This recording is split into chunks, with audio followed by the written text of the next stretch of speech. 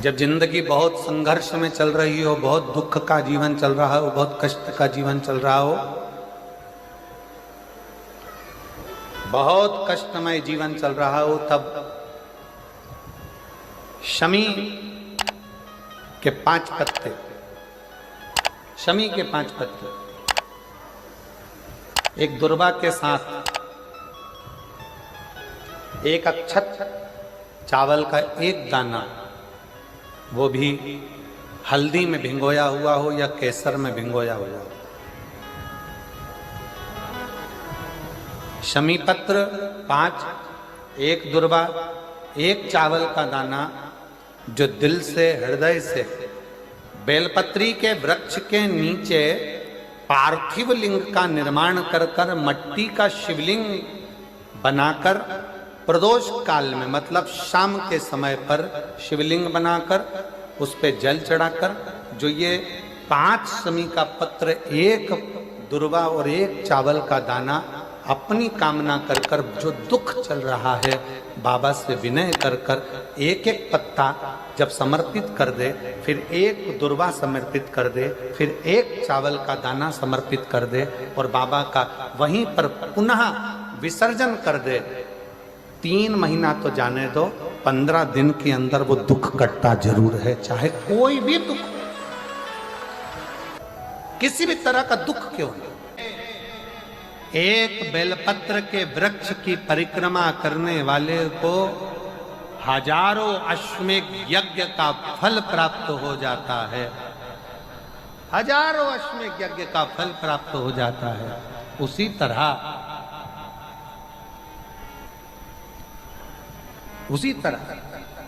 एक पार्थिव लिंग का निर्माण करने वाले को, मिट्टी का शिवलिंग का निर्माण कर कर पूजन करने वालों को 12 ज्योतिर्लिंग के शिवलिंग के दर्शन का पुण्य फल प्राप्त।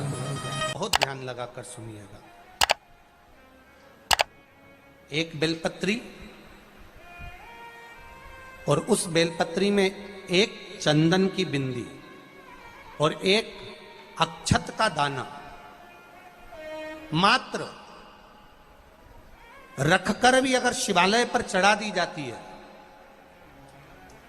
एक बेलपत्री, एक चंदन का बिंदी, और चंदन फिर निवेदन करेंगे। आज के जमाने में तुम लोग सब घिसा घिसाया, पड़ा पड़ाया, डब्बी का सामान ले लेकर, वो नहीं, चंदन की मुठिया रखो, थोड़ा सा भी घिसो, जरा सा भी घिसो, उसकी एक बिंदी और एक चावल का दाना जब हम भगवान देवादिदेव महादेव को समर्पित करते हैं, अपनी कामना कर कर समर्पित करते हैं, तो निश्चितता है, महापुराण की कथा कहती है, शंकर भगवान उसका फल शीघ्र प्रदान कर देते हैं। भले आपने कुछ करा ना करा, उसका फल तुम्हें मिल जाता है। में जाना, लोटा भरकर जल समर्पित करना, और कभी तुम्हारे जीवन में अगर तुमको लग रहा है कि मैं दुखों से पीछा छूट ही नहीं रहा, तब उस जगह पर बेलपत्री के मध्य भाग में पीला चंदन, ये जो पत्ती है और ये 2 पत्ती हैं, ये बड़ी पत्ती और ये बीच की जो 2 पत्ती हैं, इसके बीच में जो डंडी का भाग रहता है, जो बीच में डंडी का जो भाग है, बड़ी पत्ती और ये 2 छोटी पत्ती के मध्य में जो डंडी का भाग है, उस डंडी के भाग में पीला चंदन और एक अक्षत पीला, शंकर भगवान को आप अगर प्रदोष काल में समर्पित कर रहे हैं, तो ये निश्चित है कि धीरे धीरे कर कर वो दुख समाप्त होगा, वो दुख कटेगा ही। अंतर्गत वर्णन किया गया शंकर भगवान की आराधना में, शिव की आराधना में, जब तुम्हें लगता है कि तुम्हारा व्यापार नहीं चल रहा, कोई तुम्हें धोखा दे रहा है, लक्ष्मी नहीं आ रही, बहुत चिंता में पड़े हुए हो, बहुत टेंशन में जिंदगी चल रही है, बहुत बीमारियां तुमको घेर ली है और चारों तरफ अंधेरा ही अंधेरा नजर आ रहा है, तुमने विचार करा अब मैं तो मर जाऊं तो अच्छा, मैं सुसाइड कर लूं तो अच्छा, मैं मर जाऊं तो अच्छा, तो मरने से पहले एक काम कर कर देखना, शंकर भगवान की आराधना कर कर देखना, शिव पर एक लोटा जल चढ़ा कर देखना, और ज्यादा चिंता, ज्यादा टेंशन हो तो बेलपत्री की जड़ को घिसकर उसका चंदन बनाकर शंकर को लेपन कर कर उसकी भी आराधना कर कर देखना कि बेल चंदन का फल क्या। बेलपत्र, एक बेल, ये कोई साधारण नहीं, एक बेलपत्र एक बेल, ये कोई साधारण नहीं, एक बेल। इसकी नीचे की डंडी से लेकर ये दो पत्तियां जहां लगी हैं और दो पत्ती से लेकर ये बीच की जो पत्ती है उसमें जो गैप है, उसमें जो जगह है, दिख रही है आपको? ये दो पत्ती से लेकर बीच की पत्ती के बीच में जो जगह खाली रहती है, 33 कोटि देवी देवताओं विराजमान रहते हैं इस बीच की जगह में। जब शिव जी को चढ़ाया जाता है तब इस पत्ती के बीच की जगह शंकर के शिवलिंग पर रखा जाता है, तो शिव जी इतने प्रसन्न होते हैं कि मेरी स्तुति करने के लिए ये भक्त 33 कोटि देवताओं को लेकर आया है, मेरी स्तुति करने के लिए। लोग चावल लाए, लोग अंबारियां लाए, धन लाए, दौलत लाए, संपदा लाए, पर एक शंकर का भक्त ऐसा होता है जो एक बेलपत्री के रूप में 33 कोटि देवताओं को, 64 योगिनियों को, आदि शक्तियों को शंकर को समर्पित करता है। कितना सुंदर संवाद है, कितना सुंदर बात कही कि भूल से भी किसी तीर्थ में नहीं गए, कहीं हमने गौदान नहीं करा, कहीं हम किसी तीर्थ में नहीं गए, हमने कहीं गौदान नहीं करा, हमने कहीं ब्राह्मण भोजन नहीं कराया, हम कहीं गंगा यमुना कावेरी सरस्वती नर्मदा छिपरा पुण्यवान नदी में हम स्नान नहीं कर पाए। शिव महापुराण की कथा कहती है भूलवश भी अगर पिपलेश्वर या बटकेश्वर किसी शिवालय पर भूल से भी अगर एक लोटा जल चढ़ जाता है तो देव अधिदेव महादेव सारे तीर्थों का फल अपने आप प्रदान कर देते हैं। भूल से भी चढ़,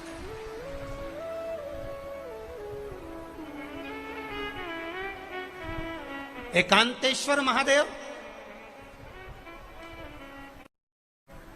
किसी तीर्थ में नहीं गए, कहीं हमने गौदान नहीं करा, कहीं हम किसी तीर्थ में नहीं गए, हमने कहीं गौदान नहीं करा, हमने कहीं ब्राह्मण भोजन नहीं कराया, हम कहीं गंगा यमुना कावेरी सरस्वती नर्मदा छिपरा पुण्यवान नदी में हम स्नान नहीं कर पाए। शिव महापुराण की कथा कहती है भूलवश भी अगर पिपलेश्वर या बटकेश्वर किसी शिवालय पर भूल से भी अगर एक लोटा जल चढ़ जाता है तो देव अधिदेव महादेव सारे तीर्थों का फल अपने आप प्रदान कर देते हैं। भूल से भी चढ़,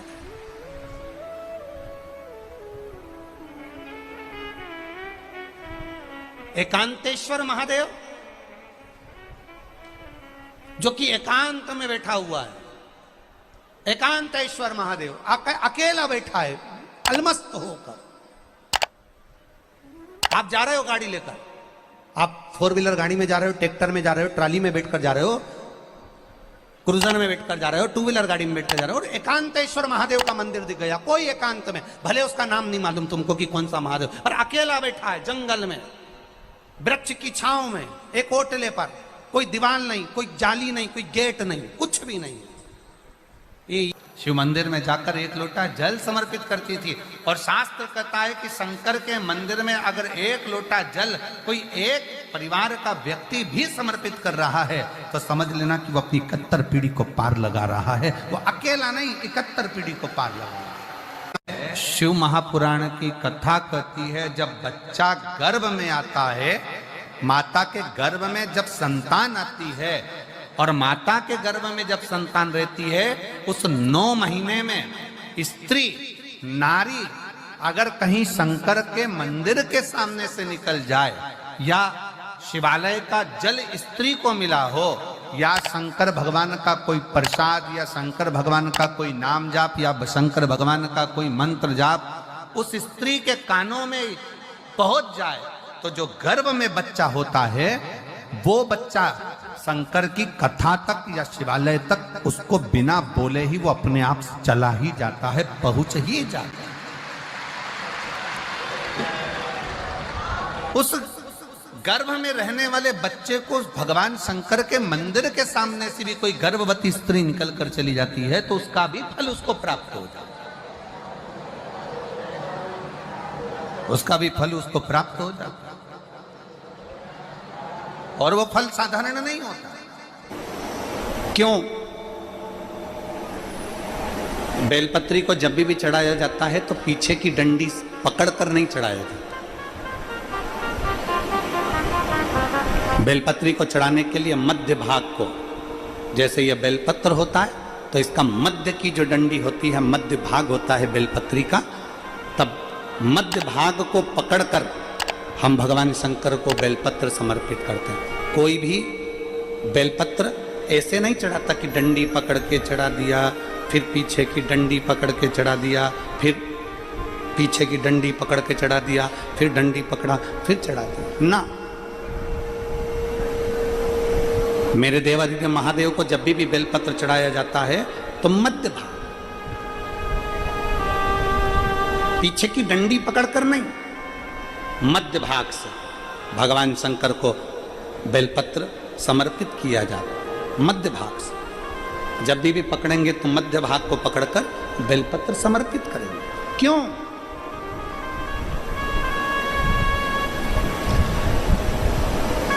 क्योंकि हमने भगवान शिव को मध्य भाग पकड़कर इसलिए समर्पित करा कि ये केवल बेलपत्र का मध्य भाग नहीं है मेरे शंभू, मेरे हृदय के मध्य भाग को मैं आपके चरणों में समर्पित कर रही हूं। मेरा दिल, मेरा हृदय, मेरा चित्त मैं आपको दे रही हूं। मध्य भाग एक विश्वास के साथ दे रही हूं। इतनी सुंदर बात नंदी ने कही है।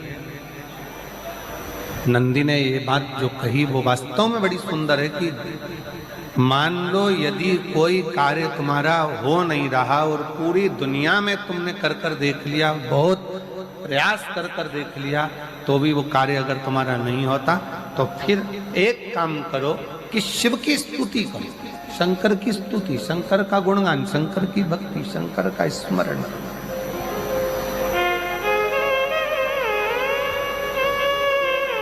फिर शिव की स्तुति करिए, शंकर से विनय करिए, शंकर से निवेदन करिए, शंकर का गुणगान करिए।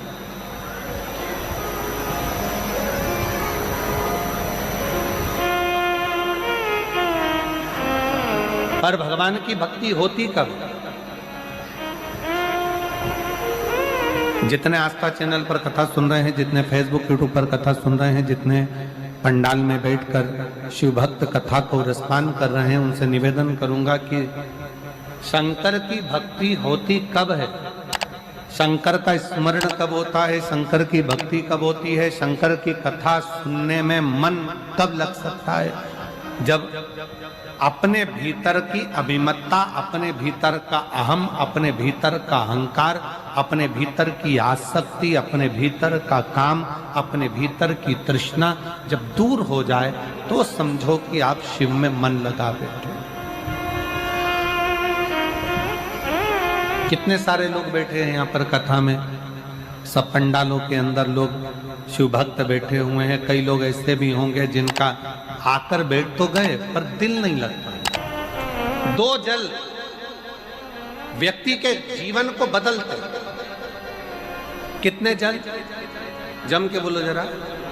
दो जल। एक देवादिदेव महादेव के लिए भरा गया एक लोटा जल और दूसरा है स्वयं के लिए भरा गया एक लोटा जल। यहाँ पर अगर बुजुर्ग मेरी माताएं बैठी होंगी, मेरी जीजियाँ बैठी हैं, मेरे जीजा बैठे हैं, बुजुर्ग जितनी माताएं बैठी हैं, वो पुराने समय का अगर लेख उठाकर देखेंगे तो पुराने समय के लोग भोजन करने बैठते थे ना, तो भोजन करने से पहले अपने पानी के लोटे को भरकर, अपना गिलास भरकर बैठते थे। किसी ने देखा है कि नहीं देखा? जम के बोलो जरा, देखा है आप लोगों ने? पुराने समय के लोग जब भोजन करने बैठते थे, पुराने समय के लोग जब भोजन करने बैठते थे तो अपना पानी का गिलास, अपना पानी का लोटा पहले भरकर आसन लग जाता था। बहू आसन लगा देती थी, बहू खाना बना देती थी, घर की पत्नी खाना बना देती थी, भोजन बना देती थी, घर के लोग भोजन दे देते थे। थाली कोई भी लगा कर ला कर दे, थाली कोई सजा कर ला कर दे, पर घर का जो व्यक्ति खाना खाने बैठता था, भोजन करने बैठता था, वो अपना पानी स्वयं भर कर बैठता।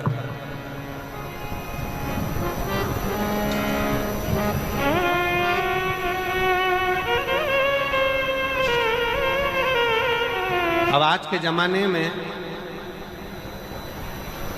दुनिया के लोग कहते हैं मैं दुकान चला रहा हूं, दुनिया के लोग कहते हैं मैं घर चला रहा हूं, दुनिया के लोग कहते हैं मैं ये कर रहा हूं।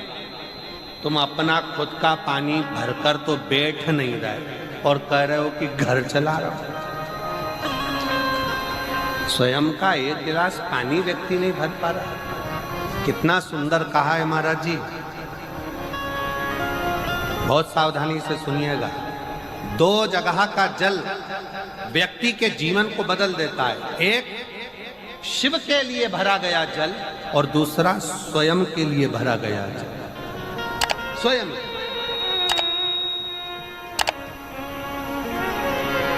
शंकर के मंदिर में जा रहे हो, एक लोटा जल अपने घर से भरकर लेकर चले जाओ और अपने घर में जब तुम भोजन करने बैठ रहे हो, जब तुम रोटी खाने बैठ रहे हो, भोजन करने बैठ रहे हो, भोजन ग्रहण करने बैठ रहे हो, जब तुम भोजन को ग्रहण करने के लिए बैठ रहे हो, तब अपने घर में जब तुम भोजन ग्रहण करने बैठ रहे हो तो एक लोटा जल या एक गिलास पानी भरकर बैठो। बहू अच्छी है, पानी भरेगी, मना नहीं है। बेटा अच्छा है, पानी भरेगा, मना नहीं है। पोता अच्छा है, पोती अच्छी है, नाती अच्छा है, पंती अच्छा है, घर में सब अच्छे। तुम्हारी पत्नी भी अच्छी है, तुम खाना खाओगे तो वो पानी ला कर दे देगी। तुम्हारी बहू भी अच्छी है, तुम भोजन करोगे तो वो पानी ला कर दे देगी। तुम्हारा परिवार का हर व्यक्ति अच्छा है, तुम्हारा कहना मानता है। तुम जिमने बैठोगे, भोजन करने बैठोगे तो वो पानी ला कर देगा। पर शिव पुराण की कथा कहती है, जो व्यक्ति भोजन करते समय अपना जल स्वयं भरकर बैठता है, उसकी जिंदगी में से 3 रोग समाप्त हो जाते हैं। कितने रोग समाप्त हो जाते हैं? 3। पहला, अपना जल स्वयं भरकर बैठने वाले के घुटने का कभी भी डॉक्टर उसके घुटने बदलने का बोलेगा ही नहीं, घुटना बदल ही नहीं सकता। स्वयं का जल भरकर बैठे। दूसरे नंबर पर, जिसकी रीढ़ की हड्डी में कमर से लेकर कंधे तक जिसकी हड्डी में दर्द होता हो, या जो सुबह सुबह सोकर उठता हो और उसके कंधे दुखते हो या पीठ दुखती हो। दूसरे नंबर का रीढ़ की हड्डी का दर्द। और तीसरे नंबर का, डॉक्टर को दवाई खा खा कर परेशान हो गए और आधा सिर का रोग, भुकुटी, ये भौएं दुखती हो, सिर दुखता हो, ये कान के पास का दर्द होता हो, तो अपना भोजन करते समय अपना पानी स्वयं भर कर बैठो। आपको ये 3 रोग से मुक्ति अपने आप मिलना प्रारंभ हो, अपने आप।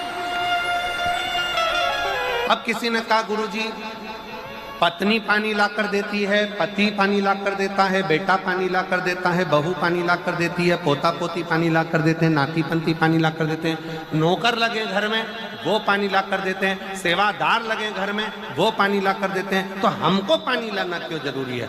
तो अग्नि पुराण में वर्णन आता है कि जो घर में पानी जिस मटके में भरते हो, जिस हंडे में भरते हो, जिस बाल्टी में भरते हो, जिस टंकी में पानी भरते हो, पीने का पानी जिस हंडे में, मटके में, बल्टोई में, जिस गगरे में तुम भरते हो, वो स्थान पितरों का स्थान रहता है। जब हम पानी भरकर भोजन करने बैठते हैं तो हमारे पितर भी उस स्थान पर आकर निश्चित जगह पर बैठते हैं, और जब हम भोजन ग्रहण करते हैं तो हमारे पितरों के भाव का आशीर्वाद हमारे ऊपर पड़ जाता है, जिससे हमारे 3 दर्द समाप्त हो। स्वयं भरो,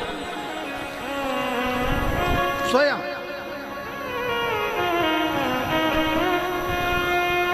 अब आज का जमाना इतना विचित्र है कि नौकर चाकर, परिवार, घर इतना बड़ा हो गया।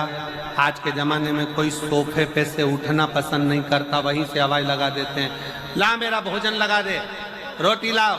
रोटी आई तो मालूम पड़ा पानी ला कर रखा बहू ने। वो बहू ला देगी, बहुत अच्छी है, बहू बेकार नहीं है, बहुत अच्छी है, बेटी बहुत अच्छी है, ला देगी पानी, भोजन भी लाएगी, पानी भी लाएगी, सब कुछ लाएगी।